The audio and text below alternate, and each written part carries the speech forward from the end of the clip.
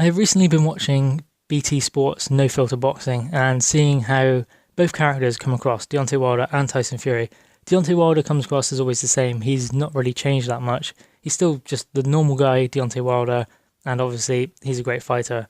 But Tyson Fury, I've been watching his interviews and he seems obsessed and very, very determined in his interviews.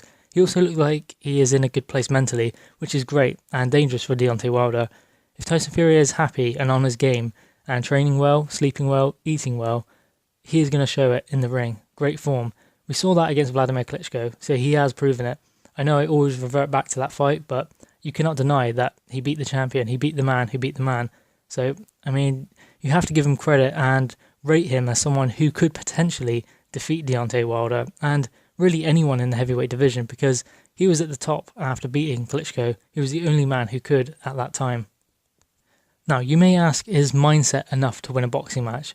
And the answer is absolutely yes, it is. You can not have the technical abilities, the athleticism, and the talent, the gifts that other fighters possess, but if you're mentally strong and have a great game plan, you can overcome all of those obstacles. Boxing is a skill, it's an art, but also it is a sport that requires great education to continue to grow in the sport. You have to be willing to soak up different little tricks and learn how a fight may play out. Think of all the different possibilities and have a plan for each and every outcome. And I kind of liken this to Floyd Mayweather. Obviously, he was a skilled fighter and had great ability, great hand speed, great footwork. But I think the best thing that he possessed was his ring craft and his ability to keep learning as he went on in his career. I don't want to say humble, because he is kind of brash and flashy at times outside the ring, I'd say. Inside the ring, he seems to stay humble and he is always learning after every fight. Every single title fight he had, he seemed to take something away from it. And he built his own style, his own fighting style, which kind of Tyson Fury has, I guess. And you could argue that Deontay Wilder has his own style. Actually, don't argue it. He does have his own fighting style and it's very different. But Floyd Mayweather, I remember watching an interview with Andre Berto, who fought him, and Andre Berto said that in the fight, he was very, very efficient with his time in the ring and the time in the rounds.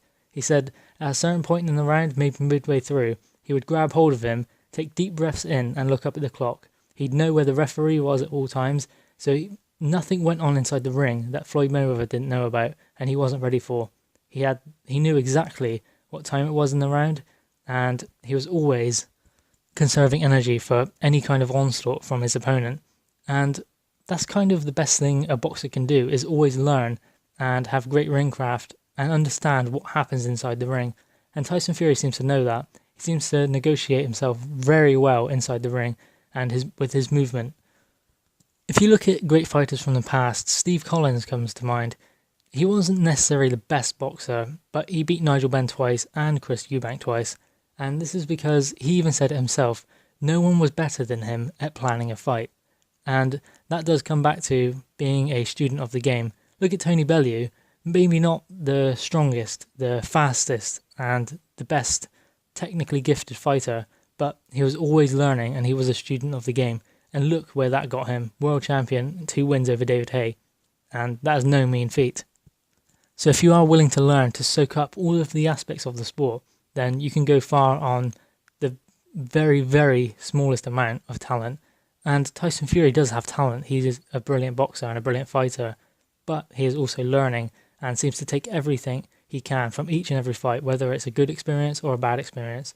It's probably actually better to learn from the bad experiences, because then you find a way to overcome them and not let it happen again and again.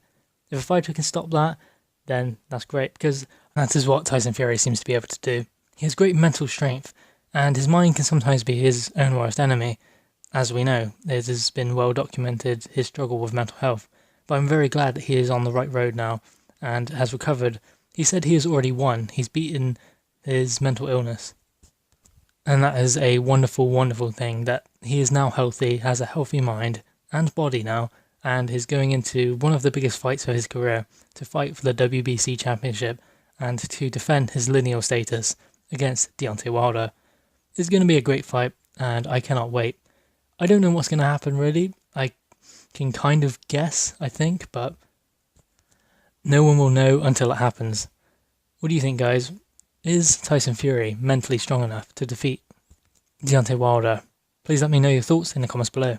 Please also like, share and subscribe to the channel Crunch Boxing and Sport.